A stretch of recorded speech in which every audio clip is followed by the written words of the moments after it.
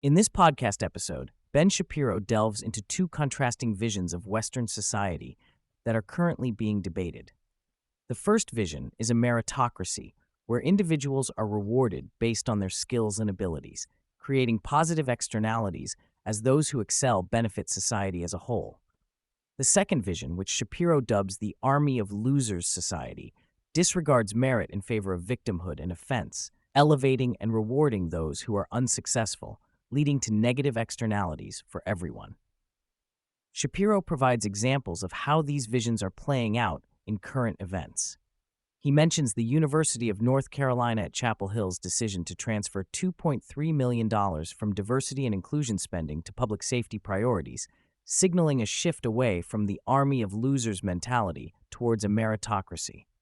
He also discusses Disney's decision to remove Tinkerbell from meet and greets at Disney World due to concerns about body consciousness and jealousy, reflecting the influence of the army of losers mindset in children's entertainment.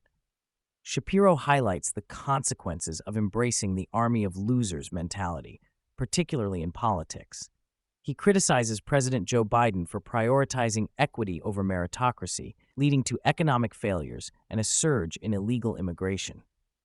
According to Shapiro, Biden's policies have resulted in record levels of inflation, a massive increase in the foreign-born population, and a border crisis driven by open border policies.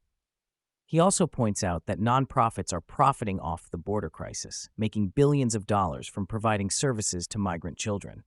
Shapiro argues that meritocracy is essential for a successful and healthy society. He emphasizes the importance of rewarding effort and innovation, as these are the drivers of growth and prosperity. The army of losers mentality, on the other hand, promotes victimhood and entitlement, leading to negative outcomes for society as a whole. He criticizes Biden for his failure to prioritize meritocracy and instead focusing on policies that benefit a select group of individuals at the expense of the broader population.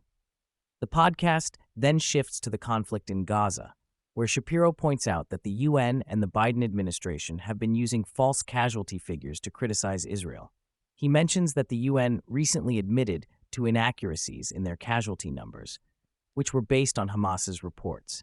Shapiro criticizes the Biden administration for relying on these false numbers to condemn Israel and withhold weapons during wartime. Furthermore, Shapiro discusses the challenges Israel faces in dealing with Hamas in Gaza. He explains that there is no easy solution to the conflict, as staying in Gaza leads to a counterinsurgency, while leaving would result in chaos and Hamas taking over. He emphasizes the radicalized nature of the Gazan population and the lack of viable options for Israel to hand over control to. Shapiro also touches on the reluctance of other countries, such as the UAE, to get involved in the conflict and help Israel. He mentions how the Palestinian Authority refused control over the Rafah crossing, highlighting the complexities and challenges of finding a solution in the region. He criticizes the notion that democracy is the answer to the conflict, citing the failures of the Arab Spring and the rise of terrorist groups in democratic processes. Shapiro also criticizes the Biden administration for considering bringing Palestinians to the United States, stating that the Palestinian population is deeply radicalized and that such a move would not be in the best interest of the country. He points out the dangers of supporting Hamas and emphasizes the need to resist repeating old mistakes in the region. Shapiro also criticizes the administration for publicly pressuring Israel and leaking information to the press. He highlights the importance of maintaining strong alliances with allies like Israel and condemns the administration's approach to negotiations with Hamas. Shapiro also discusses the Biden administration's denial of poor polling numbers and its perceived blindness to the political landscape. He criticizes the administration for dismissing the polls and suggests that they are in denial about their standing with the American public. Shapiro emphasizes the importance of paying attention to polling data and the potential consequences of ignoring it. The podcast then transitions to a discussion with Tyler Fisher, an actor, stand-up comedian, and viral content creator who voices the character Konzi in the animated series Mr. Bertram. Fisher talks about his role as Konzi, a woke and tyrannical character who monitors the school for compliance with woke ideologies. He describes his preparation for the role, drawing on his experiences living in Brooklyn and encountering extreme political views.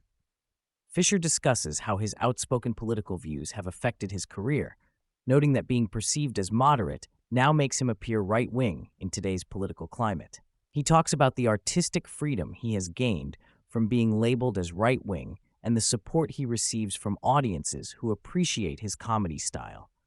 The podcast concludes with a discussion of Donald Trump's possible VP picks and a speech by Kamala Harris.